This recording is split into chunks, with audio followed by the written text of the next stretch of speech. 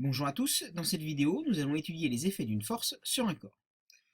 Tout d'abord, en physique, lorsqu'un objet agit sur un autre, on parle d'une action mécanique. Par exemple, vous essayez de soulever une table, vous mettez votre main en dessous, vous effectuez une action mécanique sur la table. Et vous avez deux types d'actions mécaniques. Tout d'abord, les actions de contact. Une action est dite de contact si les deux corps doivent être en contact pour que la force s'exerce. Typiquement, une balle posée sur une table. Il existe également des actions à distance. Une action est dite à distance si les deux corps n'ont pas besoin d'être en contact pour que la force s'exerce. Typiquement, la force d'interaction gravitationnelle, la gravitation. Voici trois exemples d'effets d'une force: une mise en mouvement, une modification du mouvement ou un arrêt du mouvement. Première chose, une force qui s'exerce sur un corps peut soit le mettre en mouvement, soit modifier sa vitesse et ou modifier sa trajectoire. Donc, encore une fois, une force va modifier la vitesse ou la trajectoire d'un système. Il va le mettre en mouvement.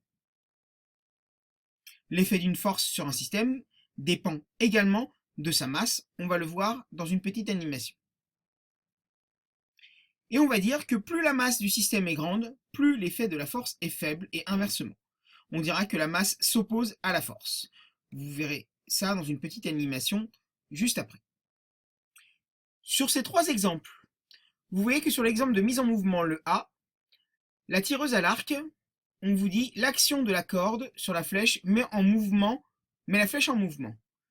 Tout simplement, si la tireuse à l'arc lâche la corde va donner une impulsion à la flèche qui va la mettre en mouvement. Donc la corde effectuera une action sur la flèche. Deuxième cas, la modification du mouvement. Ici, vous voyez que le volleyeur va faire une action de contact avec sa main et va taper dans le ballon pour modifier sa trajectoire. Ici, le gardien de but, pareil, va arrêter le ballon, donc arrêter un mouvement. Si un système est soumis à plusieurs forces, leurs effets vont se cumuler et on va dire que les forces se compensent. Elles vont pouvoir éventuellement se compenser. Quatre petits cas. Dans le cas numéro 1, vous voyez que nous avons un mouvement rectiligne uniforme. Dans le cas numéro 2, nous avons un mouvement rectiligne accéléré. Dans le cas numéro 3, nous avons un mouvement rectiligne ralenti. Étudions ces trois premiers cas avant de s'occuper du quatrième. On va dire que si la force totale est parallèle à la trajectoire, ce qui est le cas pour le cas 2 et 3, alors la vitesse va changer, mais la trajectoire reste rectiligne. La trajectoire, reste une droite, le mouvement reste rectiligne. Ici, vous voyez que la trajectoire est une droite, dans le cas 2 et 3. Par contre, mais la vitesse est modifiée dans les deux cas.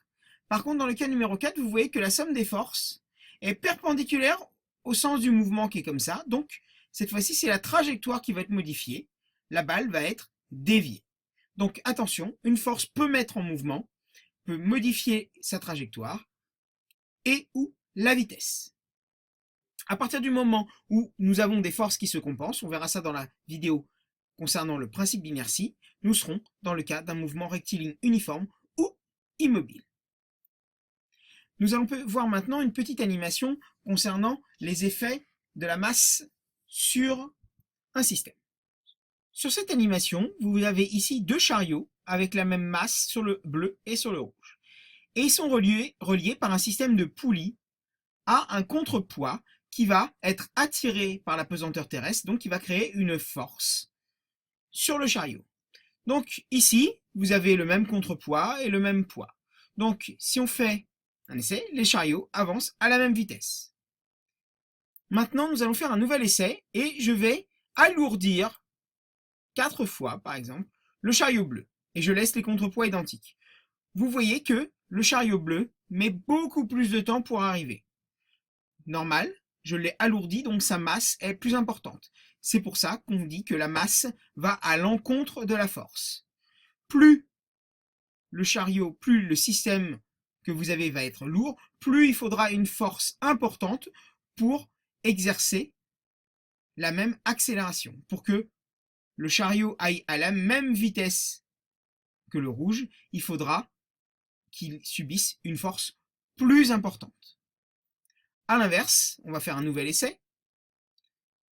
Je vais maintenant alourdir le contrepoids du bleu, mais remettre la même masse que sur le rouge. Cette fois-ci, vous allez voir que là, le poids est plus important, donc va être attiré plus rapidement vers la terre. Et donc, le chariot bleu met moins de temps, cette fois-ci, à masse égale, pour parcourir la distance parce qu'il est attiré par le système de poulie, par le contrepoids qui est attiré lui-même par la terre plus rapidement. Merci à tous!